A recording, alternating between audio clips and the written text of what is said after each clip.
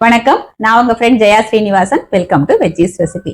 இன்னைக்கு நம்ம veggies recipe கிச்சன்ல கர்நாடகா ஸ்டைல்ல சாகு பண்ண போறோம்.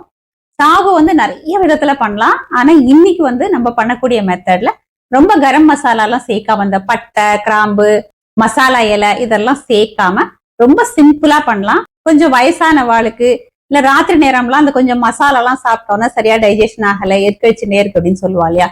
இது எல்லாருக்குமே சூட் ஆகும். எல்லா டிஃபனோடையும் பெர்ஃபெக்டா மேட்ச் ஆகும். அது நம்ம இட்லி, தோசை, பொங்கல், ஆப்பம், ரவா தோசை இந்த மாதிரி சொல்லிட்டே போலாம். எல்லா டிஃபனுக்கும் தொட்டு சாப்பிடறதுக்கு அருமையா இருக்கும். இது ஒன் பாட் ரெசிபி அப்படிங்கறனால ஜஸ்ட் குக்கர் வச்சாலே போதும், நமக்கு இந்த சாகு ரெடி ஆயிடும். மைல்டாவும் அதே நேரம் நல்ல டேஸ்டாவும் இருக்கும். ஃபர்ஸ்ட் டைம் சேனலை பாக்குறீங்கன்னா ப்ளீஸ் சப்ஸ்கிரைப் பண்ணுங்க. பெல் ஐக்கானை கிளிக் பண்ணி ஆல் ஆப்ஷன் கொடுத்துட்டீங்கன்னா நான் போடக்கூடிய எல்லா வீடியோஸும் குவிக்கா உங்களுக்கு ரீச் ஆகும். ரொம்ப மசாலா எல்லாம் சேர்க்காம ரொம்ப ஈஸியாவும் குவிக்காவும் பண்ணக்கூடிய கர்நாடகா ஸ்பெஷல் சாகு ஈஸியா அப்படி பண்றதுன்னு பார்க்கலாம். ஸ்டவ்ல ஒரு குக்கர் வச்சிருக்கேன். நம்ம ஒன் பாட் ரெசிபி அப்படிங்கிறதுனால நம்ம டைரக்டா குக்கர்லயே பண்ணிக்கலாம். இதுல 2 டேபிள் ஸ்பூன் எண்ணெய் சேர்த்துக்கலாம்.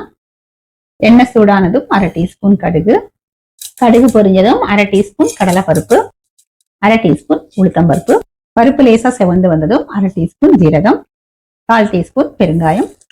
எல்லாமே நல்லா பொரிஞ்சு வந்ததும் ஒரு மீடியம் சைஸ் வெங்காயத்தை பொடியா கட் பண்ணி சேர்த்துக்கலாம்.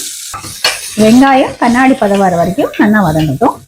ரொம்ப மசாலா ஃபிளேவர் பிடிக்காதவா சாகு இந்த மாதிரி பண்ணிக்கலாம். அதாவது கடுகு, உளுத்தம்பருப்பு, கடலைப்பருப்பு, ஜீரகம் இதெல்லாம் தாளிச்சு பண்ணிக்கலாம்.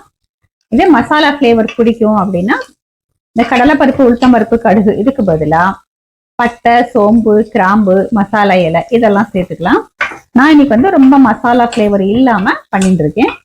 வெங்காயம் கண்ணாடி பதத்துக்கு வதங்கி எடுத்து 2 தக்காளியை பொடியா கட் பண்ணி சேர்த்துப்போம். இதுல 1/4 டீஸ்பூன் மஞ்சள் பொடி, இந்த சாகுக்கு தேவையான அளவு உப்பு. தக்காளி கொஞ்சம் சாஃப்டா வதங்கட்டும். நம்ம உப்பு மஞ்சள் பொடி சேர்த்துக்கிறதுனால சீக்கிரம் வதங்கிடும்.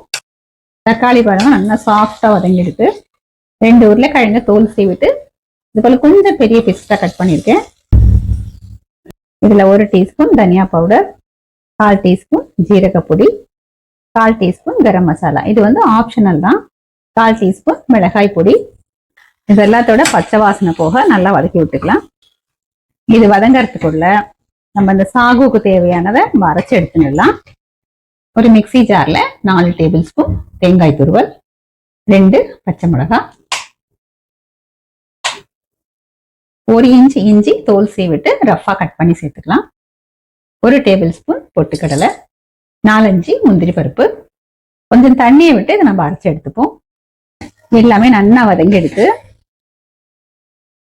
நம்ம அரைச்சி வச்ச பேஸ்ட்டை இந்த குக்கர்ல சேர்த்துருவோம். மிக்சி ஜார்ல ஒரு 150 ml தண்ணி விட்டுருக்கேன். கலந்து நல்லா மிக்ஸ் பண்ணிட்டு சேர்த்துருவோம். இதோட கன்சிஸ்டன்சியை பார்த்துட்டு இன்னும் தண்ணி வேணும் அப்படின்னா நம்ம சேர்த்துக்கலாம். ஆனா இப்ப இது கரெக்டா தான் இருக்கு. உருளைக்கிழங்கெல்லாம் வெந்துடுத்து அப்படின்னா கரெக்ட் ஆயிடும். நல்லா மிக்ஸ் பண்ணி விட்டாச்சு. இது ஒரு கொதி வரட்டும். ஒரு கொதி வந்துடுத்து. நல்லா ஒரு தடவை மிக்ஸ் பண்ணி விட்டுடலாம். குக்கர் மூடியை மூடிட்டு 3 விசில் வர வரைக்கும் நம்ம வேக வச்சு எடுத்துடுவோம். குக்கர் விசில் ப்ரெஷரும் ரிலீஸ் ஆயாச்சு. இப்ப குக்கர் மூடியை திறந்துடலாம். கன்சிஸ்டன்சி பாருங்க கரெக்டா இருக்கு. நம்ம இட்லி, தோசை, ஆப்பம், ஈவன் சப்பாத்தி, பூரிக்கு கூட தொட்டுக்கலாம். ரொம்ப மசாலா இருக்காது. இந்த உருளைக்கிழங்கு இப்படியே பீசஸா இருந்தா நல்லா இருக்கும் அப்படின்னா அப்படியே நம்ம யூஸ் பண்ணிக்கலாம். இல்லைன்னா இது கொஞ்சம் நம்ம கரண்டியால மசிச்சு விட்டுக்கலாம். கன்சிஸ்டன்சி பாருங்க ஃபர்ஸ்ட் கிளாஸா இருக்கு. இதுல ஒரு மூடி லெமன் புழிஞ்சுப்போம். ஜூஸ் சேர்த்துட்டோம். 1 டேபிள் ஸ்பூன் அளவுக்கு சேர்த்துக்கலாம். இது கைப்பிடி அளவுக்கு பொடியா கட் பண்ண கொத்தமல்லியை தூவிடுவோம். ரொம்ப கரம் மசாலா எல்லாம் சேர்க்காத சிம்பிளா பண்ணக்கூடிய இந்த சாகு நம்மளோட எல்லா டிஃபனுக்கு பெர்ஃபெக்டா மேட்ச் ஆகும். இட்லி, தோசை, ஆப்பம், ரவா தோசை, சப்பாத்தி, பூரி எல்லாத்துக்குமே நல்லா இருக்கும்.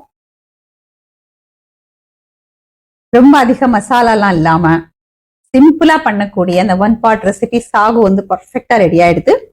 இன்னைக்கு நான் இட்லி பண்ணிருக்கேன். இட்லிக்கு தொட்டுக்கிறதுக்கு தான் இந்த சாகு பண்ணிருக்கேன். கன்சிஸ்டன்சி நம்ம விருப்பம் தான், எப்படி வேணாலும் பண்ணிக்கலாம். இந்த சாஃப்டான இட்லியோட இந்த சாகு நம்ம டேஸ்ட் பண்ணி பார்க்கலாம். இந்த சாகுல நான் இன்னைக்கு உருளைக்கிழங்கு மட்டும்தான் போட்டிருக்கேன். நம்ம வேற ஏதாவது மற்ற காய்கறி எல்லாம் கூட போட்டுக்கலாம். பட்டாணி, கேரட்டு, மொச்சை, காலிஃபிளவர் இந்த மாதிரி எது வேணாலும் போட்டுக்கலாம். உருளைக்கிழங்கு எல்லாராத்துலயுமே எப்பவுமே இருக்கும். அதனாலதான் வெறும் உருளைக்கிழங்கு யூஸ் பண்ணி நான் இன்னைக்கு பண்ணிருக்கேன். இப்ப நம்ம டேஸ்ட் பண்ணி பார்த்துடலாம். பிரமாதமா இருக்கு. எப்பயும் வந்து குருமா அதெல்லாம் நம்ம பண்றோம் அப்படின்னா அந்த கரம் மசாலா வாசனை இருந்துட்டே இருக்கும். இந்த மாதிரி மசாலா எல்லாம் இல்லாம மைல்டாவும் நல்ல டேஸ்டாவும் இருக்கு. அந்த இட்லியோட ரொம்பவே பிரமாதமா இருக்கு. இன்னைக்கு வந்து நான் வெங்காயம் சேர்த்து பண்ணிருக்கேன். வெங்காயம் சேர்க்காமையும் நம்ம பண்ணலாம். ஒரு 2 உருளைக்கிழங்கு இருந்தா போதும், 4 பேர் தாராளமா சாப்பிட்ற அளவுக்கு நமக்கு சாகு வந்து ரெடி ஆயிடும். ஒரு 1/4 டீஸ்பூன் அளவு கரம் மசாலா சேர்த்திருக்கேன். அதுவும் ஆப்ஷனல் தான், உங்களுக்கு வேணும்னா சேர்த்துக்கலாம், இல்லைன்னா அதுவும் சேர்க்காம கூட பண்ணலாம்.